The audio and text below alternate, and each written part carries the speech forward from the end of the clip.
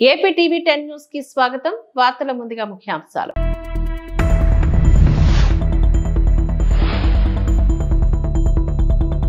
తిరుమల లడ్డు వివాదంపై పవన్ మరోసారి కీలక వ్యాఖ్యలు.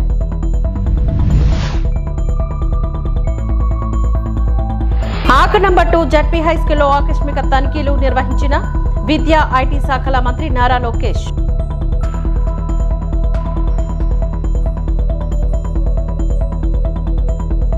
ధాన్యం కొనుగోలు చేసిన 48 గంటల్లో రైతు ఖాతాలోకి సొమ్ము. పౌర సరఫరాల శాఖ మంత్రి శ్రీ నాదెండ్ల మనోహర్ వ్యాఖ్య.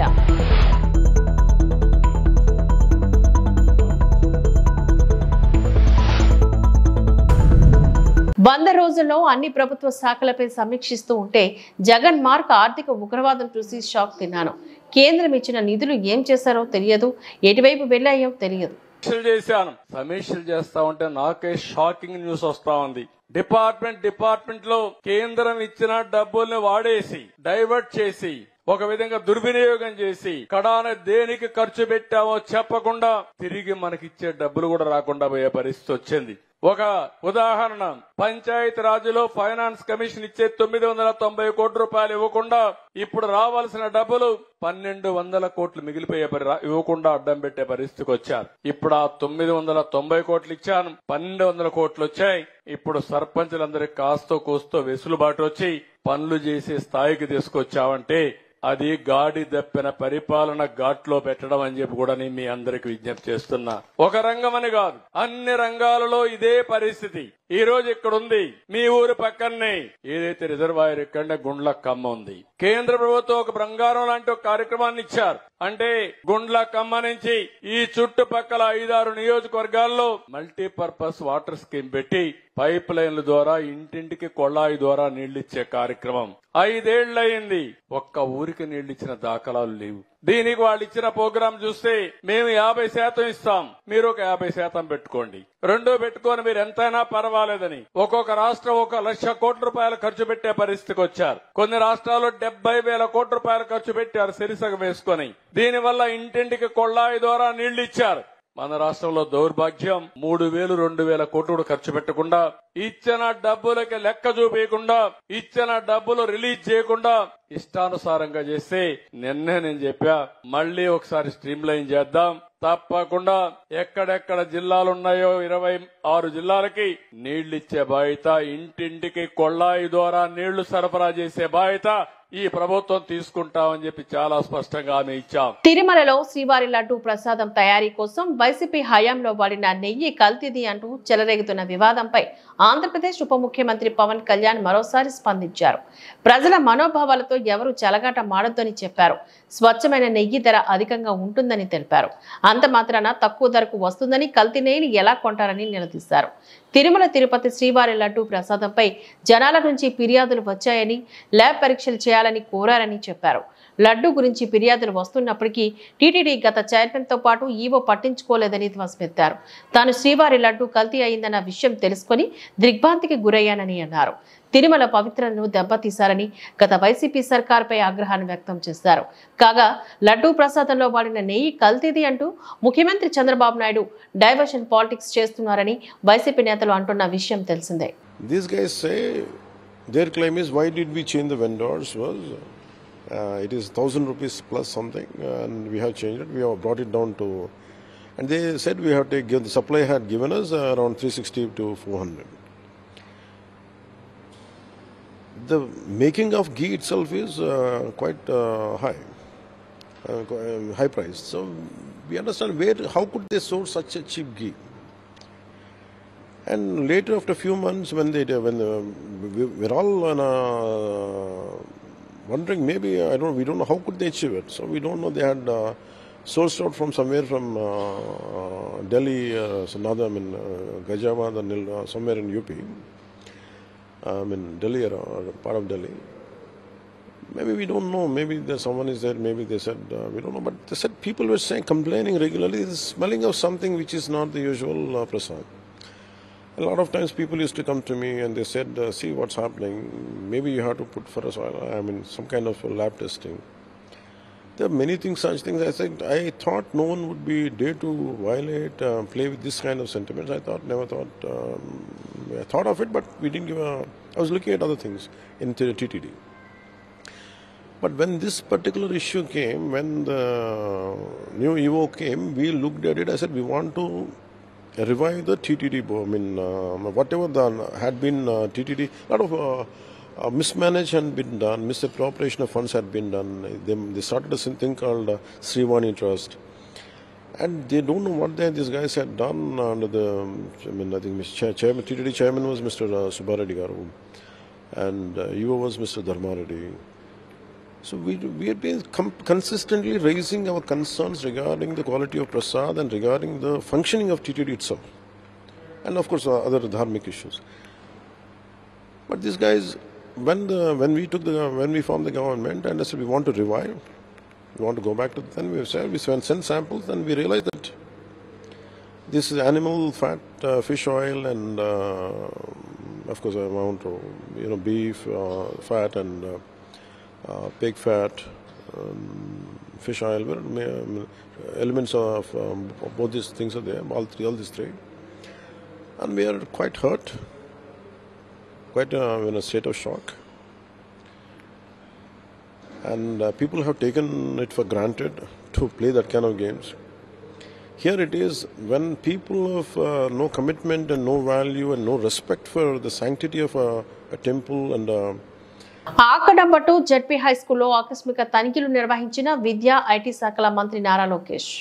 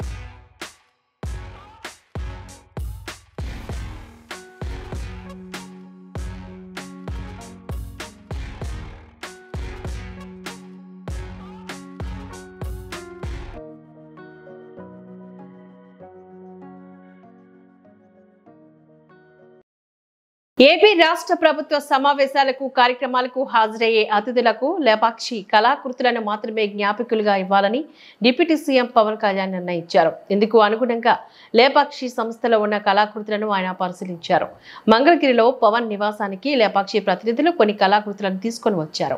శ్రీకాళహస్తి పెన్ను, కలంకారీ వస్త్రాలు, నరసాపురం లేసు, ఏటికొప్పాక, కొండపల్లి బొమ్మలతో చేసి దశావతారాలు, ధర్మవరపు తోలు బొమ్మలు, బొబ్బిలి వీణ జ్ఞాపికలు, చిత్తూరు కొయ్య కళాకృతులు, సవర గిరిజనులు వేసిన చిత్రాలు, రత్నం పెన్నులు, దుర్గిరాతి బొమ్మలు, అరకు కాపీ, మంగళగిరి సాలువలన్నీ వీటిలో ఉన్నాయి.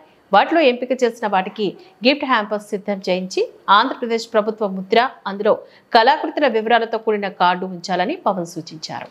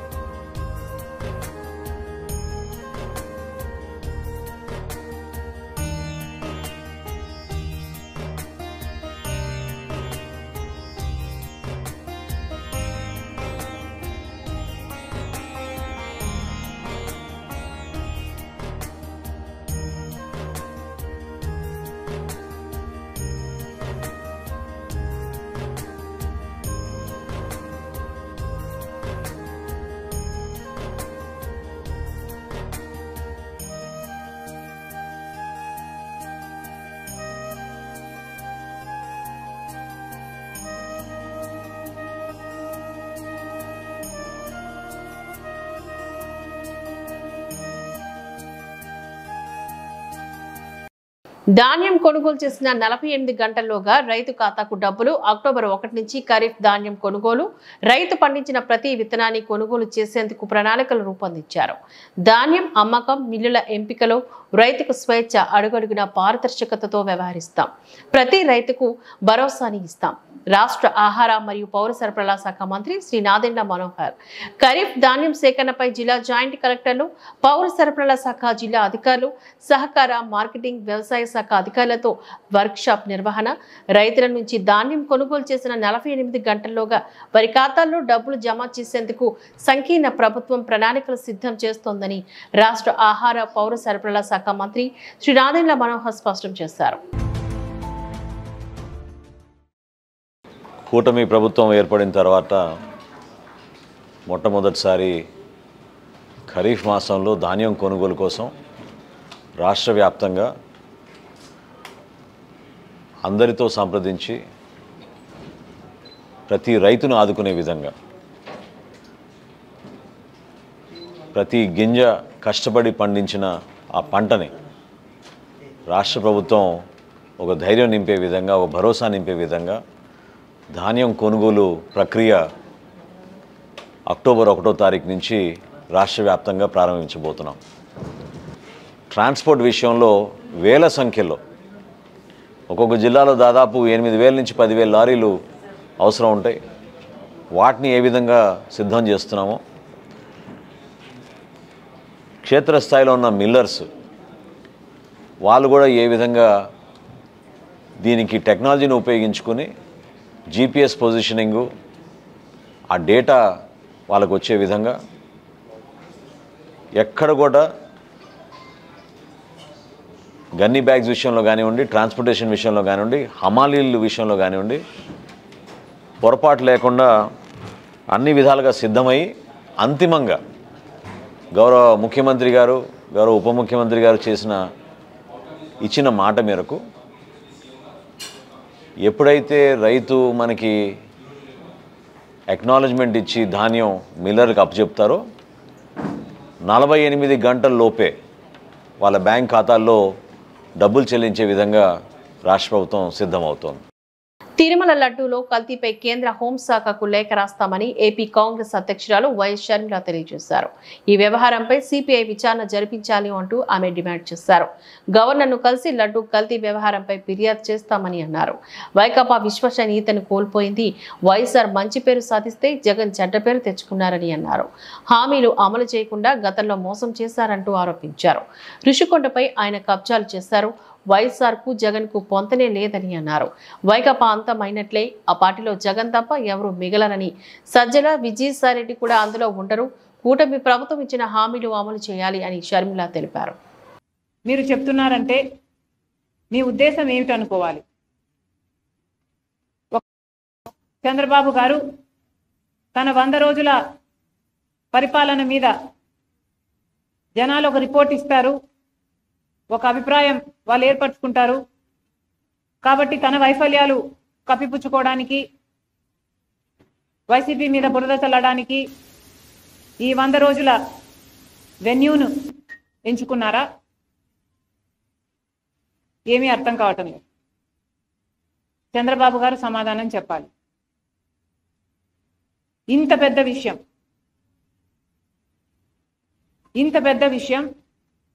ఇంత సునాయితంగా చంద్రబాబు గారు తీసుకోవడాన్ని కాంగ్రెస్ పార్టీ ఖండిస్తుంది. మేమైతే దీన్ని చాలా సీరియస్గా తీసుకున్నాం. కాబట్టి మేము మినిస్టర్ ఆఫ్ హోమ్ అఫైర్స్ కూడా ఒక లెటర్ రాశాం. సిబిఐ ఎంక్వైరీ జరగాలి. ఎందుకంటే సిబిఐ ఎంక్వైరీ జరగకపోతే తప్పు ఎవరు చేశారు అని ఇంపార్షియల్గా ఒక ఎంక్వైరీ జరగకపోతే తప్పు ఎవరు చేశారు అన్న విషయం బయటికి రాదు. ఇది కేవలం రాజకీయం కోసం వాడుకుంటున్నారా లేక తప్పు నిజంగానే జరిగిందా? ఒకవేళ తప్పు నిజంగానే జరిగింటే తప్పు చేసిన వాళ్ళను శిక్షించాల్సిన అవసరం ఉంది. ఎందుకంటే వాళ్ళ మీద యాక్షన్ తీసుకోకపోతే మిగతా వాళ్ళు కూడా ఫైనాన్షియల్ బెనిఫిట్ కోసం ఇదే తప్పు చేసే ప్రమాదం ఉంది. కాబట్టి కాంగ్రెస్ పార్టీ ఈరోజు హోమ్ మినిస్టర్ గారికి, అమిత్ షా గారికి ఒక లేఖ రాస్తున్నాం. సిబిఐ ఎంక్వైరీ జరగాలి అని. ఎస్కోట మండలం ఎస్కోట పట్టణ కేంద్రంలో గల పుణ్యగిరిలో నిర్వహించిన ఇది మంచి ప్రభుత్వం కార్యక్రమంలో విశాఖ పార్లమెంట్ సభ్యులు శ్రీ మధుకుమల్లి భరత్ మరియు శృంగవరపుకోట ఎమ్మెల్యే కోళ్ల లలిత కుమారులు పాల్గొన్నారు. ఈ సందర్భంగా ఎంపీ శ్రీ భరత్ మాట్లాడారు. గత ప్రభుత్వ హయాంలో రాష్ట్రంలో అభివృద్ధి కుంటుపడిందని, ప్రజా సంక్షేమమే కూటమి ప్రభుత్వ లక్ష్యమని, ఎన్నికల్లో ఇచ్చిన హామీలు తూచా తప్పకుండా పాటిస్తామని అన్నారు. ఎమ్మెల్యే కోళ్ల లలిత కుమార్ ఈ సందర్భంగా మాట్లాడుతూ కూటమి ప్రభుత్వం ఏర్పడిన తర్వాత రాష్ట్ర ఆర్థిక పరిస్థితి లోటులో ఉన్నా కూడా 100 రోజుల్లో ఎన్నో సంక్షేమ మరియు అభివృద్ధి కార్యక్రమాలు చేస్తామని, సూపర్ 6 లో భాగంగా దీపావళి నుంచి 3 ఉచిత గ్యాస్ సిలిండర్లు ఇస్తామని తెలిపారు. ఈ ప్రభుత్వం కూటమి ప్రభుత్వం 100 రోజులు పూర్తి చేయడం సందర్భంగా ఇది మంచి ప్రభుత్వం అనే కార్యక్రమం పేరుతో ఇవాళ 20వ తారీఖు నుంచి ఎస్కోట నియోజకవర్గం పుణ్యగిరి గ్రామంలో ఫస్ట్ ప్రోగ్రాంలో పాల్గొనడం జరిగింది. 100 రోజుల్లో ప్రభుత్వం చేసింది ఏంటి అనే 100 ఐటమ్స్ మేము మొన్న బాబు గారితో కలిసినప్పుడు అన్ని లిస్ట్ అవుట్ చేశారు. కానీ ప్రధానంగా 6 సమస్యల గురించి ఇక్కడ మాట్లాడడం జరిగింది. అది పెన్షన్ పెంపుదల అవనివ్వండి, ల్యాండ్ టైటిలింగ్ యాక్ట్ రద్దు చేయడం అవనివ్వండి, అన్నా క్యాంటీన్లు రాష్ట్రవ్యాప్తంగా ప్రారంభించడం అవనివ్వండి, లేకపోతే మన వరదల వల్ల వచ్చిన తర్వాత మనది ఎట్లా మన రాష్ట్రాన్ని మళ్ళీ తిరిగి కాలు మీద నిలబెట్టాము, ఇట్లా అన్నిటి గురించి మాట్లాడి ఇక్కడ ఈ నియోజకవర్గంలో మేము అభివృద్ధి ఎట్లా చేయబోతున్నాం అంటే ఇక్కడ ఉద్యోగాలు తీసుకొస్తాము, పెట్టుబడులు తీసుకొస్తాము, ఆ రోడ్డు 4 లేన్ చేస్తాము, ఇది విశాఖపట్నం జిల్లాలో చేర్పించాలనేది ఇక్కడ ప్రాంతవాసుల కోరిక మేరకు మేము కూడా అది ప్రభుత్వంకి దృష్టికి తీసుకెళ్లి గతంలో కూడా ఇది చేస్తామని చెప్పాం. కాబట్టి అదొక లక్ష్యంగా తీసుకుని మొదటి సంవత్సరంలో అప్పుడు పూర్తి చేయాలనేది మా కోరిక. ప్రభుత్వం ఏర్పాటు చేసుకున్న తర్వాత ఒకసారి ప్రజల వద్దకు వెళ్ళి ఈనాటి ఉన్న రాష్ట్ర పరిస్థితులు, స్థితిగతులు, ఆర్థిక లోటు, ప్రజలకి ఇచ్చిన మాటకి కూటమి ప్రభుత్వం 100 రోజుల్లో ఏ పనులు చేయగలిగాం, చేయాల్సినవి ఏంటి, భవిష్యత్ రోజుల్లో ఇంకా మీరిచ్చే సూచనలు సలహాలతో ఒక ప్రణాళికతో ముందుకెళ్దామని, అదే దశగా మన రాష్ట్రంలో ఎన్నడూ జరగని ఒక విపత్తు, కృష్ణా గుంటూరు పరిసర ప్రాంతాల్లో వరద విపత్తు, 10 రోజులు మన కూటమి ప్రభుత్వం, మన గౌరవ ముఖ్యమంత్రి వర్యులు నారా చంద్రబాబు నాయుడు గారు 75 సంవత్సరాల వయసులో ఆయన వయసును కూడా లెక్క చేయకుండా బాధ్యతగా అధికారులతో అందరూ కలిసికట్టుగా 10 రోజుల వరదల్లో వరద ఏర్పడిన వెంటనే బయటకు వచ్చి ఏ దశగా అక్కడ ప్రజలను కాపాడి వాళ్ళ ప్రాణాలను కాపాడి వాళ్ళకి కావలసిన మౌలిక వసతులు, భోజన సదుపాయాలు, వైద్య సదుపాయాలు, మంచినీళ్ల సదుపాయాలు ఒడ్డులకి చేర్చి ప్రజల ప్రాణాలు ఏ దశగా కాపాడారో వీటన్నిటినీ కూడా మనము ఈ సమావేశంలో ఒక 10 నిమిషాలు మన రాష్ట్ర ప్రభుత్వం, మన ముఖ్యమంత్రి గారి గురించి, కూటమి ప్రభుత్వం గురించి ఈనాడు మనం ఇవి ఏర్పాటు చేసుకుంటూ అందులో భాగంగానే మరి ఎన్నికల తర్వాత రాష్ట్రంలో విశ్వకర్మ యోజన పథకాన్ని పశ్చిమలో పైలట్ ప్రాజెక్టుగా ఎంపిక చేసినట్లు కేంద్ర పరిశ్రమల శాఖ సహాయ మంత్రి శ్రీనివాస్ వర్మ చెప్పారు. పశ్చిమ గోదావరి జిల్లా నరసాపురం మండలం పిఎం లంక గ్రామంలో డిజిటల్ భవనంలో విశ్వకర్మ యోజన పథకం కింద శిక్షణ పొందిన లబ్ధిదారులకు ఆయన చెక్కులను అందించారు. అనంతరం మంత్రి మాట్లాడుతూ కేంద్రం ఈ పథకాన్ని ప్రారంభించి చేతులు దులుపుకోలేదని అన్నారు. శిక్షణ పూర్తి చేసుకున్న ప్రతి లబ్ధిదారుడికి ఉపాధి కల్పించాలన్న లక్ష్యంతో రుణాలు ఇప్పిస్తున్నామని అన్నారు. ఇప్పటి వరకు దేశవ్యాప్తంగా 21 లక్షల మందిని ఎంపిక చేసి 8.50 లక్షల మంది శిక్షణ ఇస్తున్నట్లుగా మంత్రి చెప్పారు. ఎన్నికల్లో ఇచ్చిన హామీకి అనుగుణంగా నరసాపురం నియోజకవర్గం అన్ని విధాలుగా అభివృద్ధి చేస్తాను అంటూ హామీ ఇచ్చారు.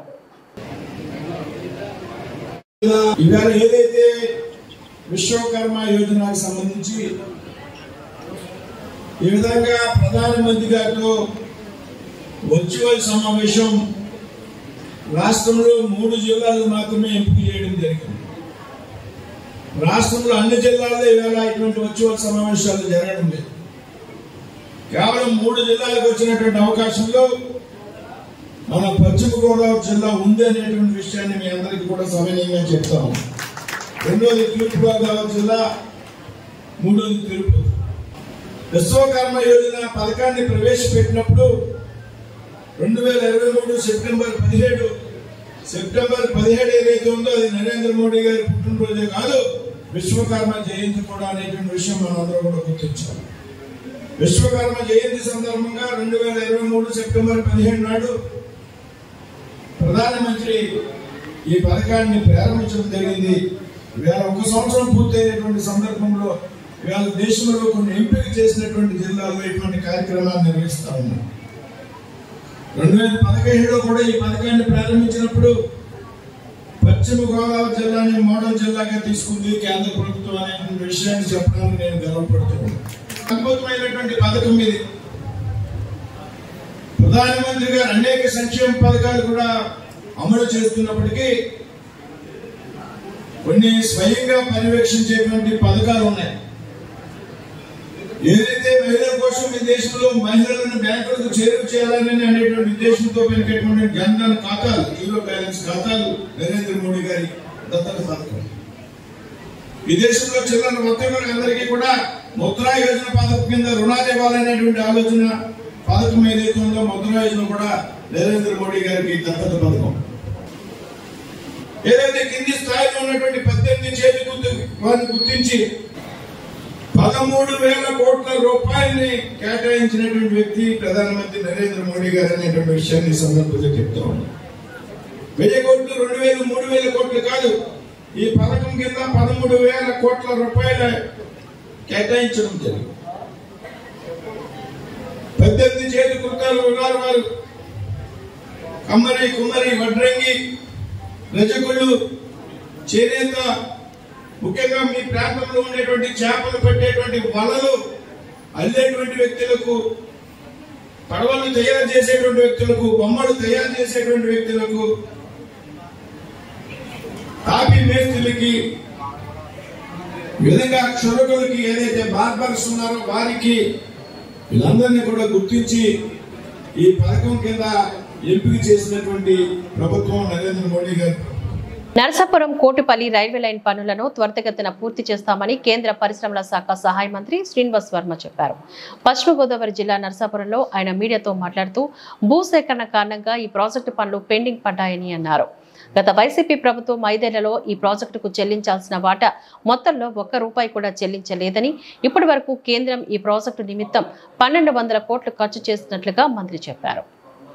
నరసాపురం నుంచి సికింద్రాబాద్ కు పగటిపూట వందే భారత్ నరసాపురం వారణాసిల మధ్య నేరుగా రైలు నడిపే ప్రతిపాదన పరిశీలనలో ఉందని చెప్పారు. 2 లిఫ్ట్స్ నరసాపురం రైల్వే స్టేషన్ లో కూడా మేము నిర్మాణానికి ప్లాన్ చేశాం. అంటే అది ఏదైతే గతిశక్తి ఉన్నదో గతిశక్తి ద్వారా నిర్మాణ పనులు మేము ప్రారంభిస్తున్నాం అనే విషయాన్ని వారు కూడా చెప్పడం జరిగింది. కాబట్టి నరసాపురానికి సంబంధించి మనకి ఇది స్టేషన్ అభివృద్ధికి సంబంధించినటువంటి పనులు, అలాగే ట్రైన్లకు సంబంధించి సింహాద్రి ఎక్స్ప్రెస్ ట్రైన్ మన కంటిన్యూ అవుతుంది. టైం మారింది. అంటే ఇంకొక నరసాపురం నుండి రాజమండ్రి వెళ్ళేటువంటి, భీమవరం నుంచి రాజమండ్రి వెళ్ళేటువంటి ప్యాసింజర్ ఒకటి నిడదవోలుతో ఆగిపోతుంది ఈ మధ్యకాలంలో. దాన్ని రాజమండ్రి పునరుద్ధరించాలంటే కొంచెం ట్రైన్స్ ట్రాఫిక్ బారిన కారణంగా రాజమండ్రి స్టేషన్ రద్దీ కారణంగా దాన్ని నిడదవోలుతో ఆఫ్ చేయాల్సి వస్తుందని అధికారులు చెప్పడం జరిగింది.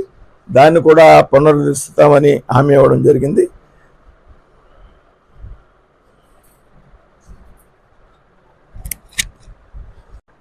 ఇవాళ ఈ నరసాపూర్ పార్లమెంట్కి సంబంధించి రైల్వే పనుల మీద నిన్న రైల్వే డిఆర్ఎం ఆఫీస్లో జోనల్ ఆఫీస్ నుంచి వచ్చినటువంటి అధికారులతో డిఆర్ఎం గారితో అందరితో కూడా సమావేశం అవడం జరిగింది. లడ్డూ తయారీపై బీసీవై అధినేత కీలక వ్యాఖ్యలు చేశారు.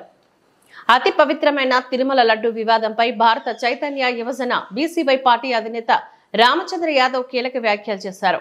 లడ్డూ తయారీకి వినియోగించే నెయ్యిలో జంతువుల కొవ్వు కలిపారని అంటున్నారు. ఈ రిపోర్టు వెలువడి 2 నెలలు కావస్తోంది.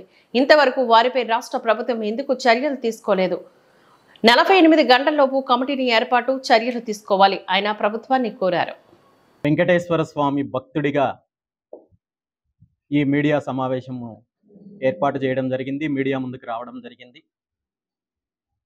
మనందరికీ తెలుసు, కలియుగ దైవము